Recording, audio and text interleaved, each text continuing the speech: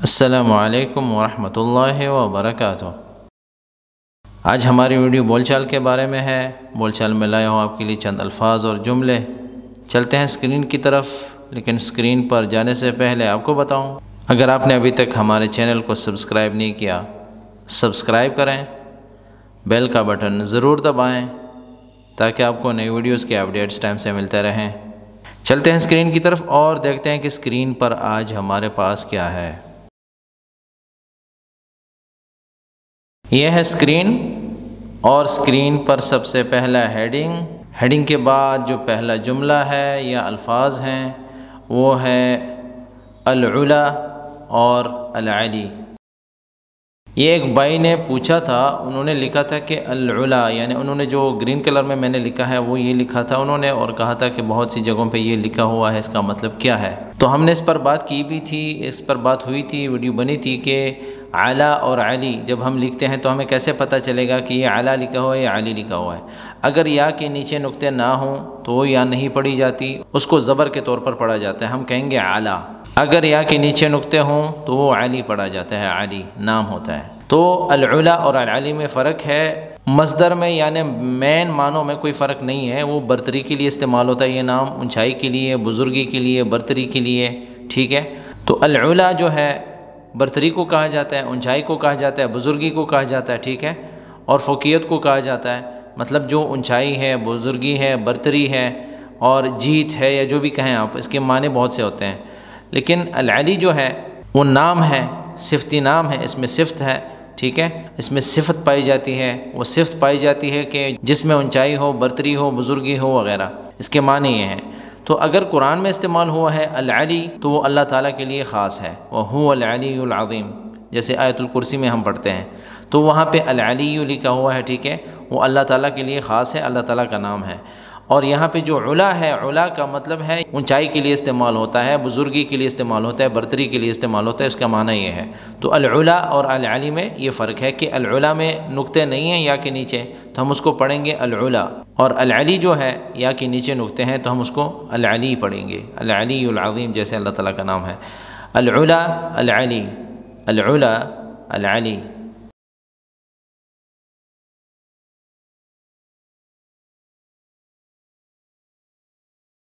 یہ جملہ ایک کامنٹ میں آیا تھا، تو وہ جملہ کچھ اس طرح تھا کہ میرا من بے چین ہے، ٹھیک ہے؟ من کا مطلب ذہنی طور پر یا عقلی طور پر یا مینٹلی وغیرہ۔ تو انا متعب عقلیاً، یہ فصحیٰ میں بھی اگر بولتے ہیں تو چلتا ہے، ٹھیک ہے؟ فصیحہ میں جب ہم بولتے ہیں تو اس طرح بولا جاتا ہے، انا میں۔ تمام جملوں میں اگر میں کہتا ہوں کہ انا تو اس کا مطلب ہے کہ میں ہوں یا میں۔ متعب یا تعبان، تھکا ہوا ہوں، بے چین ہوں، ٹھیک ہے؟ تھکاوٹ کے لیے بھی استعمال ہوتا ہے یہ لفظ، اور بے چینی کے لیے بھی یہی لفظ استعمال ہوتا ہے۔ عقلیاً، ٹھیک ہے، مینٹلی طور پر یا ذہنی طور پر، یا من جو ہے کہتے ہیں میرا من چاہتا ہے نا، مطلب آپ کا دل چاہتا ہے یا آپ کا ذہن چاہتا ہے، آپ کے ذہن میں یہ بات آئی ہے وغیرہ وغیرہ۔ تو عقلیاً یا نفسیاً دونوں بول سکتے ہیں، نفسی طور پر یا عقلی طور پر آپ بے چین ہیں تو انا متعب عقلیاً یا انا متعب نفسیاً یا انا تعبان عقلیاً یا انا تعبان نفسیاً یا انا نفسیتی تعبان یا نفسیتی تعبانہ۔ آپ کو بتایا تھا کہ اگر میں کہتا ہوں کہ انا نفسیتی تعبان تو میرا مطلب یہ ہوگا کہ نفسی طور پر یعنی مینٹلی طور پر میں اپنے بارے میں بات کروں گا کہ میں بے چین ہوں، میں۔ اور اگر میں کہتا ہوں کہ نفسیتی تعبانہ، اگر تعبان نہ بولتا ہوں تو وہ نفسیت کے بارے میں بات کرتا ہوں کہ میری نفسیت جو ہے یا میرا ذہن جو ہے وہ تھکا ہوا ہے یا وہ بے چین ہے۔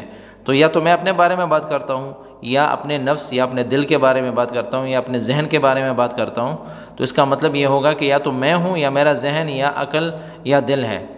تو اگر دل کے لیے، نفس کے لیے اور عقل کے لیے استعمال کروں گا تو میں بولوں گا نفسیتی تعبانہ، اور اگر میں اپنے لیے استعمال کرتا ہوں کہ میں بے چین ہوں تو انا نفسیتی تعبان، کہ نفسی طور پر میں تعبان ہوں یعنی میں کمزور ہوں یا بے چین ہوں، یا مطلب جو بھی آپ اس کو کہتے ہیں۔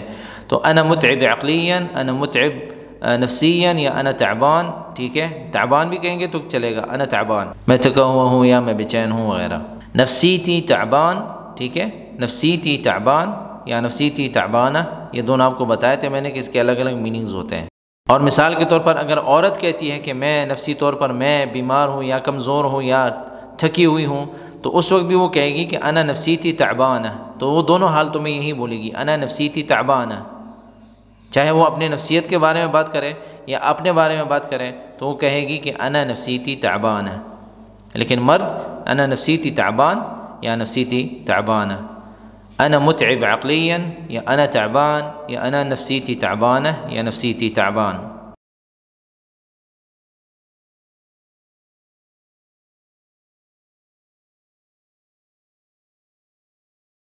ایک جملہ تھا کہ انہوں نے تو جملہ پورا شاید نہیں لکھا تھا، لیکن انہوں نے صرف لکھا تھا کہ اس نے مجھے آن سنایا، تو آن کے ساتھ میرے خیال میں انہوں نے قرآن پورا نہیں لکھا تھا، تو میں نے اس کو جملہ پورا کر دیا. میں نے یہ لکھا ہے کہ اس نے مجھے قرآن سنا کر دیا، یعنی اس نے مجھے قرآن سنایا.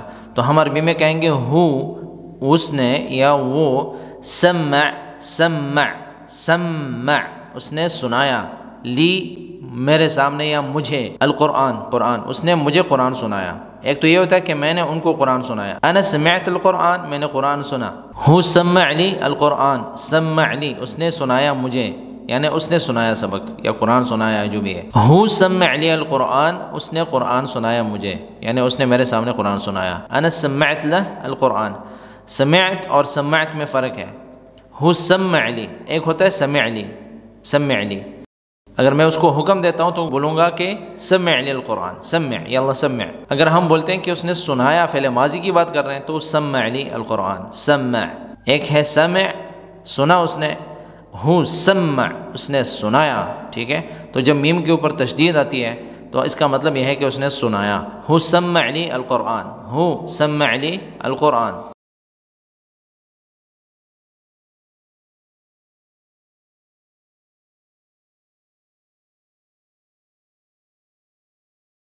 یہ ایک جملہ تھا کہ اپنی زبان پر قابو رکھو. اس کے لیے مختلف قسم کے جملے استعمال ہوتے ہیں، لیکن جب ہم سیاق و سباق میں بات کرتے ہیں تو جملے کو ہم اس کے مطابق استعمال کرتے ہیں جو وہاں پر سیاق و سباق ہو اور جو وہاں پہ سچویشن ہو، جیسے موقع محل ہو اس کے مطابق ہم الفاظ استعمال کرتے ہیں اور اس کا انتخاب کرتے ہیں الفاظوں کا. تو ہم کبھی کبھی کہتے ہیں کہ راقب، راقب کا مطلب یہ ہے کہ یعنی اس پہ فوکس رکھو، اس کو کنٹرول کرو، ٹھیک ہے، نظر رکھو، اس پہ قابو رکھو. قسم قسم کے معنی اس کے آتے ہیں. تو تحکم کا مطلب بھی ہے کہ کنٹرول رکھو. تو اپنی زبان کو قابو میں رکھنے کا مطلب یہ ہے کہ آپ بات کرنے سے پہلے سوچا کرو وغیرہ وغیرہ. تو اس کے لیے الگ الگ مختلف جملے استعمال ہوں گے. یہاں پہ ہم کہیں گے راقب لسانک، راقب لسانک کہ اپنی زبان کو قابو میں رکھو یا اپنی زبان کی حفاظت کرو یا اپنی زبان کو جو ہے نا فوکس میں رکھو، مراقبہ کرو. مراقبت کا مطلب یہ ہے کہ اپنی زبان کو دیکھو، اس پہ نظر رکھو، کھڑی نظر رکھو جیسے ہم کہتے ہیں.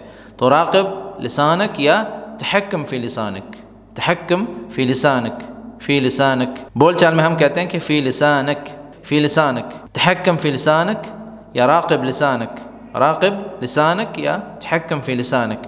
تو الگ الگ موقعوں پہ الگ الگ الفاظ بھی استعمال ہو سکتے ہیں اور استعمال ہوتے رہتے ہیں. راقب لسانک، راقب لسانک یا تحکم فی لسانک، تحکم فی لسانک، تحکم فی لسانک. یا اور بھی الفاظ استعمال ہوتے ہیں، فکر زین قبل کلامک، فکر زین قبل ما تتکلم، یہ بھی بول سکتے ہیں. موقع محل پہ ہم الفاظ کا چناؤ کرتے ہیں.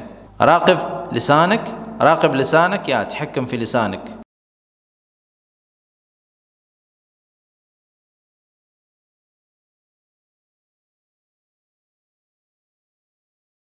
یہ ایک جملہ آیا تھا کہ ہم کیسے کہیں گے کہ اپنی حد میں رہو. آپ کو بتایا بھی تھا اس کے بارے میں کہ خلق بحالک، خلق بحالک اس کا بھی مطلب یہی ہے.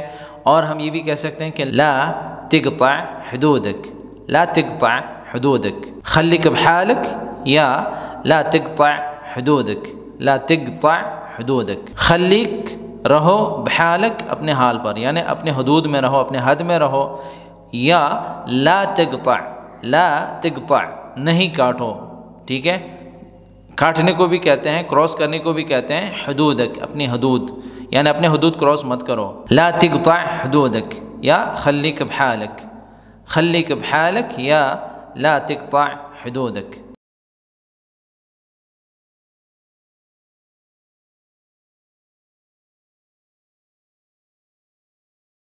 یہ بھی ایک جملہ آیا تھا کہ ہم کیسے کہیں گے کہ الٹے جواب مت دو، ٹھیک ہے. لا تجاوب بالعکس یا لا تجاوب بالعکس. تو لا تجاوب بالعکس یا لا تجاوب العکس دونوں بول سکتے ہیں.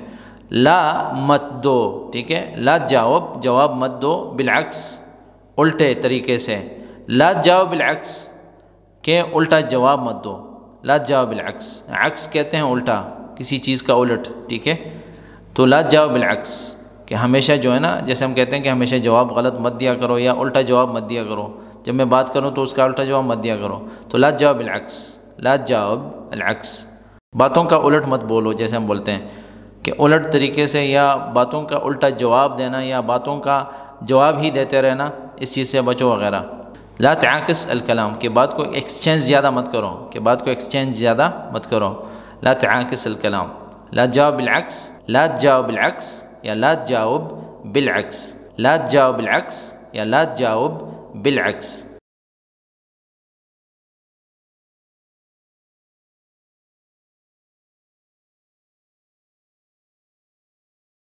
یہ ایک کامنٹ میں لکھا تھا کہ ہم کیسے کہیں گے کہ میرے بھروسے مت رہو۔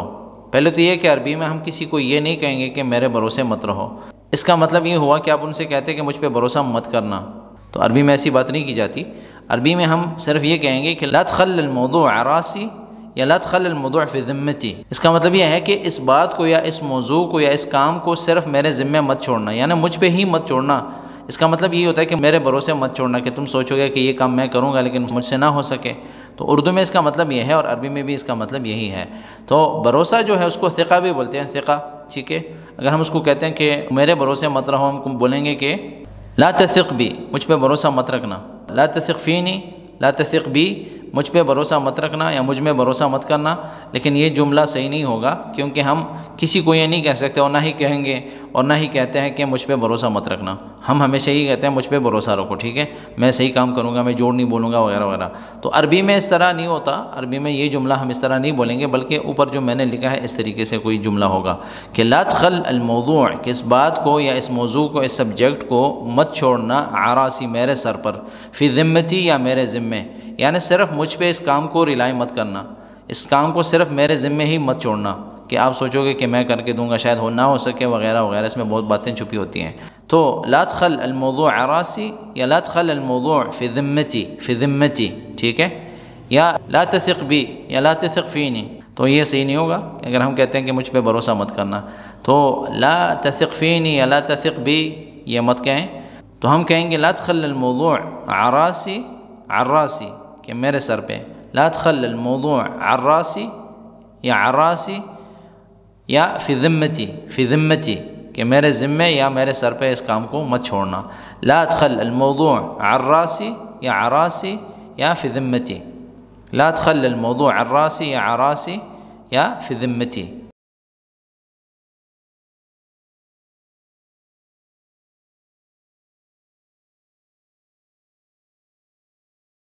ما ابا ای سالفہ، تو یہ بھی کامنٹ تھا کہ جیسے ہم کہتے ہیں نا کہ مجھے کوئی جھنجھٹ میں نہیں پڑھنا، یا مجھے کوئی پرابلم نہیں چاہیے، مجھے کوئی مشکل نہیں چاہیے، یا مجھے کوئی تکلیف نہیں چاہیے، یا مجھے جو بھی کہیں آپ کہ مجھے کسی بھی پڈے میں نہیں پڑھنا، مجھے کوئی پرابلم نہیں چاہیے، ٹربل نہیں چاہیے وغیرہ وغیرہ، تو عربی میں ہم کہیں گے ما ابا ای سالفہ، سالفہ جو ہے اس کے لیے استعمال ہوتا ہے۔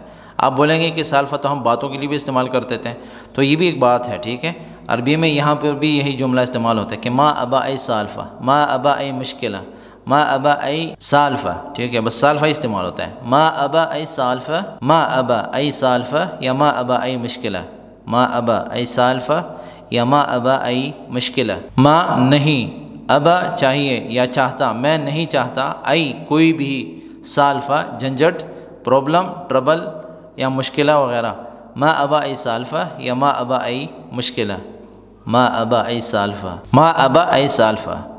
تو یہ الفاظ کافی تھے آج کے سبق میں، مزید بھی اگر آپ کے پاس کچھ الفاظ ہیں، جملے ہیں، ہمارے ساتھ شیئر کریں، ہم ان کو اپنے کانٹینٹ میں ایڈ کر کے ویڈیوز کی شکل میں آپ کے ساتھ شیئر کرتے رہیں گے انشاءاللہ۔